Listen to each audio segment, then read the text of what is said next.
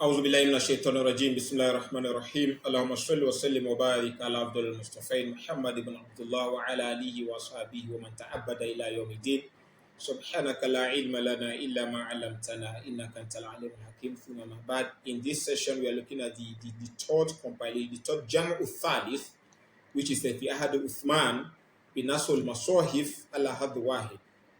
And what really happened was during the time of Uthman ibn Affan, the third Khalifa, radiallahu anhu, he had a writing of six different compilation writings, 1, 2, 3, 4, 5, 6 together from the Mus'haf on one haruf because they are different huruf of the writing, but he made it in one.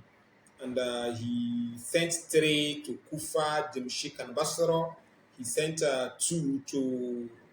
one to that's Bahrain and Misra. Then one was kept in Medina. That is six. He said six.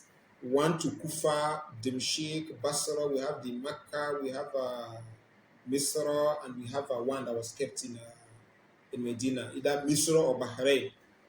Then one kept in Medina. That was what happened. Then he gave the instruction that all that compilation have with people, the one they compiled on their own, should be collected and be burnt. And we are going to be seeing, or the student of history will be seeing, that was one of the things that the people who were held on to criticize or to condemn Uthman radiallahu anhu, that he burnt the Quran. For the students, what we know is that that burning was to avoid disunity, to avoid discrepancies and other recitation, method of recitation people had. Because the Quran was not the way we have it now, that when you have a sign of bar with the dot, that is bar. Initially, that sign will not have the dot under. It won't be on top. So it will be difficult for you to know, is it bar, is it ta or tha? Or if it is curve, is it nu? Or the fa, is it fa or curve? The sin and shin are the same, no dot there. The sword and dot, the to and zod, the ayin and goin, they are all the same. So except those who had the first-hand revelation, who were there when the Quran was being recited and they memorized, it will be difficult for people like me or the non-Arab who don't even know what is being recited to be able, in fact, to even know, is it Fata or Duma, is it Kutila Ashabul Khudud or Kotala Ashabul. And so there are a lot of issues. So different recitation were coming up.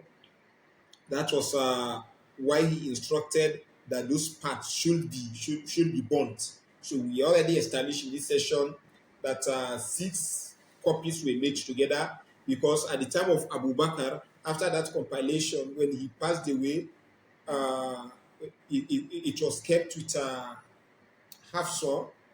That after that, Umar used that same compilation and was later kept with Hafsa, the wife of the Messenger of Allah, sister to Umar, which daughter of Umar, which was later collected by Uthman to be used as a guide. Now, what was even the reason? What's the cause of this compilation?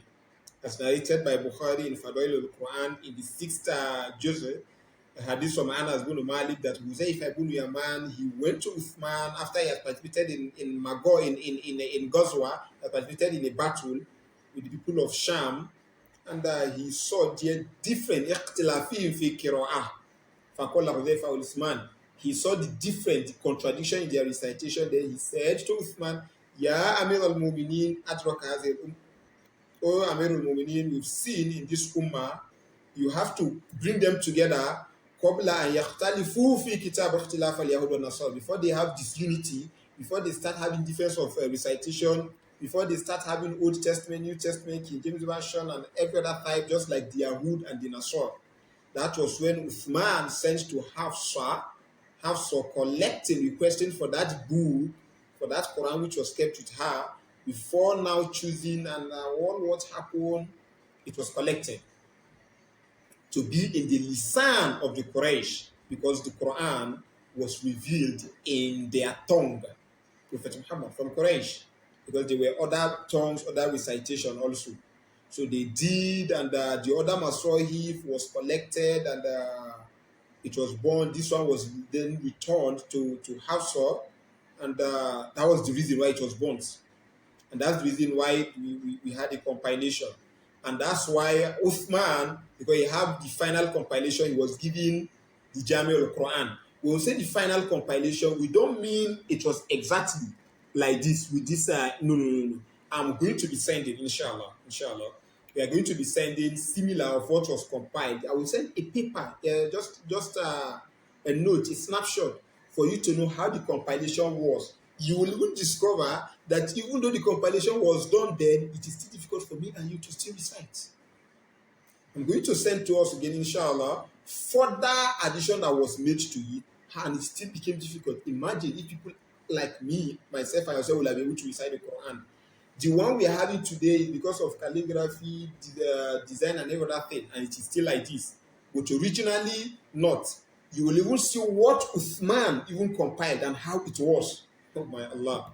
He was known as the Jami al-Quran. So we are saying that the first complete compilation was done by Abu Bakr. The second and last one was done by Umar. And there is no argument among the companions or among the scholars that the Quran was not being properly compiled, or that any ayah was taken away, or that a surah was taken away, it was misplaced, as those who are astray or who are lost to want to criticize on the allegation as far as the Quran is concerned. It's not possible, because Allah has mentioned, which we truly believe, that it is Him who has revealed the Quran and it is Him who will protect the Quran. So even if the companions or the scholars, assuming, want to agree to take away some things or to add, what of the promise of Allah that He has revealed and He will preserve? He cannot lie. No. So let's even assume something was taken away. It means that is not part of it, because Allah has promised us. So it is all agreed. And the companions will not agree on an evil to keep quiet because Uthman is no, no, no, no. So we all agree the Quran we have today is the Quran that Allah has revealed and the one He has promised that He's going to preserve. And we agree with that. May Almighty Allah make our affairs easy for us. Until we meet again our next session. Wa akhiru da'wana alhamdulillahi rabbil alamin. Assalamu alaikum wa rahmatullahi wa barakatuh.